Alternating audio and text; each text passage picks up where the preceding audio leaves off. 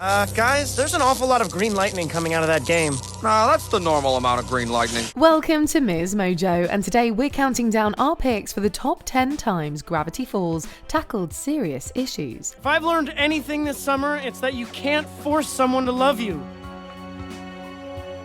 The best you can do is strive to be someone worthy of loving. For this list, we'll be looking at the moments when this supernatural show tackled real-world problems. As we're looking at the whole series, there will be some spoilers ahead.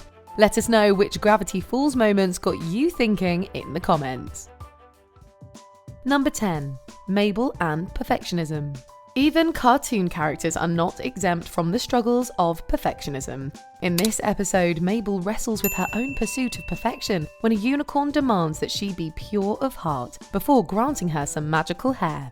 I guess I do make fun of Dipper a lot, and I did just shatter a window with a crossbow. Your bad deeds make me cry!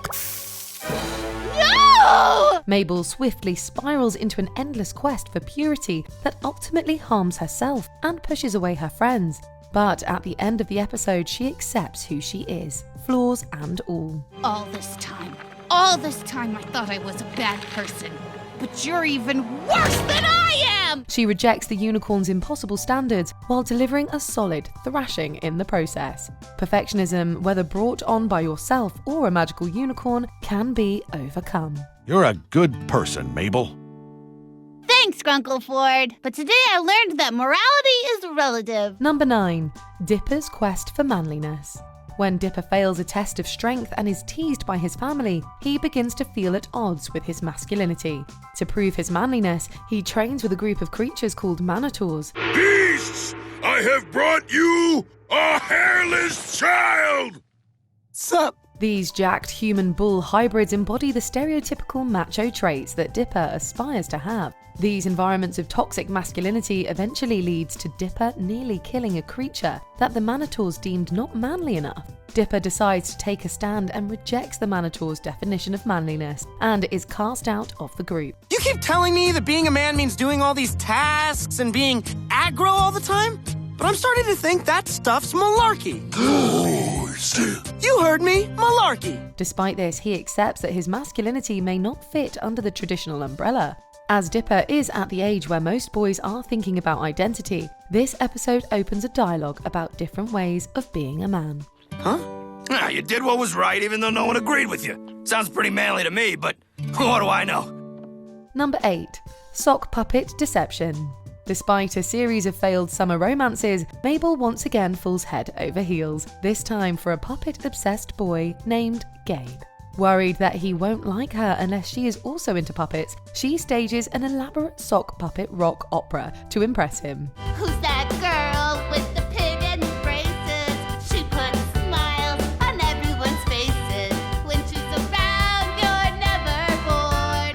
I am a mayor, and here's an award! She hides who she really is and pulls her family and friends into the deception. This setup also results in Dipper becoming neglected and possessed by the demon Bill. Eventually, the rock opera ends in literal flames, and Gabe rejects Mabel. Don't speak to me, Mabel. You've made a mockery of my art form. Let's go, my loves. Sometimes we change ourselves for others, hiding or even denying our true selves. However, as Gravity Falls clearly displays, embracing who we are may not impress puppet-obsessed boys, but it can prevent an evil being from possessing our brother. I'm sorry, Dipper. I spent all week obsessing over a dumb guy. But the dumb guy I should have cared about was you. Number 7. Wendy rejects Dipper. For much of the series, Dipper has a major crush on Wendy, a girl 3 years older than him.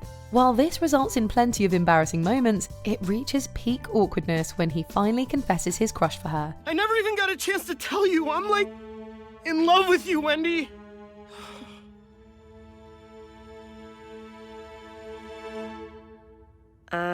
Dipper? Instead of the typical romantic ending, Wendy talks it out with Dipper and explains that they aren't right for each other. Listen, Dipper, I'm super flattered, but I'm too old for you. I mean, you know that, right? This dose of realism, even as it comes after a monster fight, grounds the show in the human experience. Like many of us who have been rejected, Dipper has to learn how to salvage their friendship, move on, and keep going. So things won't be too awkward now? I just wrestled myself, dude. That was awkward. If you can handle that monster, you can handle a little awkwardness. Number 6. Soos found family. At first glance, Soos is the dopey, fun-loving friend who loves food, video games, and calling people dude. But in this episode, Dipper and Mabel discover that Soos hates his birthday. What? It's a total mystery. I guess he's been like this since he was a kid. Some weird personal biz. Intrigued, they dig deeper and find out that Soos's father has been absent his entire life. While other kids' shows might opt to magic the absent parent back to fix Soos' birthday woes, Gravity Falls chooses a more realistic route. The power to alter time paradox-free in any way you choose. We think the only thing that can make you happy is meeting your dad. But the choice is yours. When Soos has the opportunity at the end of the episode to wish for anything in the universe, instead of using it to see his father, he uses it to help his friends. His friends will always be there for him, as his found family. You had a gladiator fight just to make me happy. I've been being ridiculous this whole time. Wherever my dad was, he could take a hike. Number 5. Is it better to forget?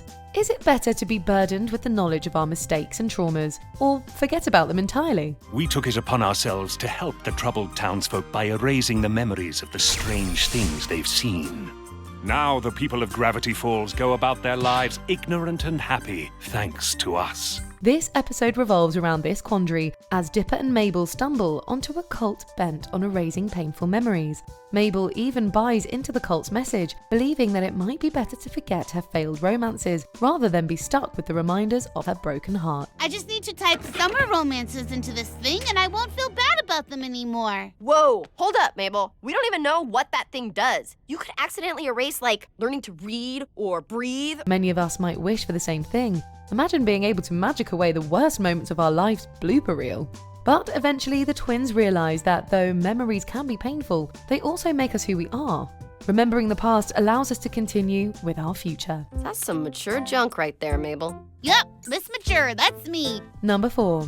The Northwest Family Legacy. How do we handle the mistakes of our predecessors? In this episode, Dipper is enlisted to help the snobby rich girl, Pacifica Northwest, get rid of a ghost haunting her mansion. Hurry! Read through your dumb book already! I'm looking, and it's not dumb, okay? This book is gonna save our lives. All right, here we go. Advice. Oh, seriously? During the spectre hunting, Dipper learns that Pacifica's family broke a promise to their workers when the mansion was built. That broken promise and the death of a worker due to negligence resulted in the current haunting. So I said with final breath, 150 years I'll return from death. And if the gate's still closed to town, wealthy blood will stay in the ground. A curse passed down until this day. Burdened by guilt, Pacifica goes against the wishes of her controlling parents and tries to correct her ancestors' mistakes. In so doing, she doesn't erase her family's past, but takes the first step towards healing. Yes, it's happening. My heart, once as hard as oak, now grows soft like more of a birch. Though we might not be haunted by flaming lumberjack ghosts, making amends is something we all have to deal with. Number 3. Siblings reconcile.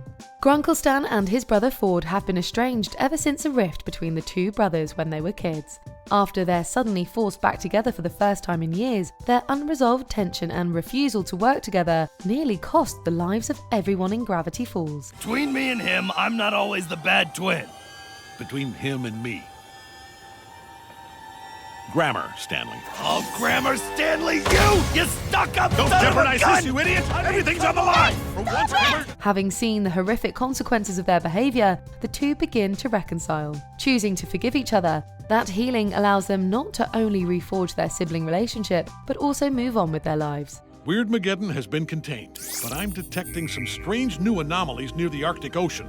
I want to go investigate it, but I think I might be too old to go it alone. What's particularly poignant is that this moment shows that reconciliation isn't a one-time event, but a process. Stan and Ford have to work for this familial resolution that can be difficult and painful, yet worth it. Me and my nerdy bro over here have some catching up to do. We're gonna be away for a while. Number 2. Mabel and change. Oh, what joy, if it isn't Mr. Upside Downington. How long's it been? 3rd grade, maybe? That's right. And I'm here to deliver you an upside down and fantastic message. Is it the message that we're getting too old for this sort of thing? Kinda, actually. As their summer in Gravity Falls comes to an end, Mabel and Dipper both start preparing for the big changes in their lives. Their teenage years are coming, along with the trials of high school. While Dipper is offered a life-changing apprenticeship that would require him to leave his twin. I won't be gone forever, okay? I'll still visit you at home and we'll chat online. We'll make it work. I don't want it to work. I just wish summer could last forever. The stress of all this change finally cracks Mabel, and she exchanges an interdimensional rift for the promise of fulfilling her wish. Mabel, like many of us, does not want to accept that things inevitably change. While we might not kick off the end of the world by giving a rift to an evil triangle, we all struggle to cope with changes, whether that's the end of our childhood or the end of a favourite TV show. Nobody likes getting older. But just because you're growing up doesn't mean you have to grow up, you know? Before we unveil our top pick, here are a few honourable mentions. Lil Gideon's redemption, because no show is complete without a villain redemption. Dipper, will you tell her what I did? Of course. I hope you're right about this. Guys, new plan! Cheaters never win. Being trapped in a malevolent pinball machine will put anyone off cheating. I tried to be gentlemanlike, but I'm plumb sick of being tilted. So now I reckon I'm gonna tilt you. The mayoral race. Political parody, Gravity Falls style. Are you still in contact with little Gideon? That's a great question. I'm giving you 50% off a used car. 50%? 50%? In fact, everyone, look under your seats. You get half off a used car. You get half off a used car. Before we continue, be sure to subscribe to our channel and ring the bell to get notified about our latest videos. You have the option to be notified for occasional videos or all of them. If you're on your phone, make sure you go into your settings and switch on notifications. Number 1. Mabel and the Reality Bubble. In the 3-part finale of the series, Mabel is given a world of her own by the interdimensional demon Bill Cipher. This world allows her to live out whatever fantasy she wants, from hanging out with her TV idols to being mayor of Mabelland. The enticing fantasy is alluring enough that she initially rejects Dipper's attempts to rescue her. You can't argue with the results. People are happy here. Does it really matter if it's real or not? She nearly rejects reality, stating that the real world is painful, lonely, and cruel. Dipper validates her fears, but promises that despite the terror of reality, they'll always have each other. I don't know what's gonna happen in the future, but whatever it is, you don't have to fear because we'll do it together. I'm not taking Ford's apprenticeship. We've traveled to heck and back to get you, and we're going back together. In the end, Mabel accepts the world as an imperfect place, yet a place that she can fit into. Reality may be harsh, mean, and unyielding, but with family and friends around us, we can make it. You all good? Everyone good? We've missed you, Mabel. Do you agree with our picks? Check out this other recent clip from MsMojo. And be sure to subscribe and ring the bell to be notified about our latest videos.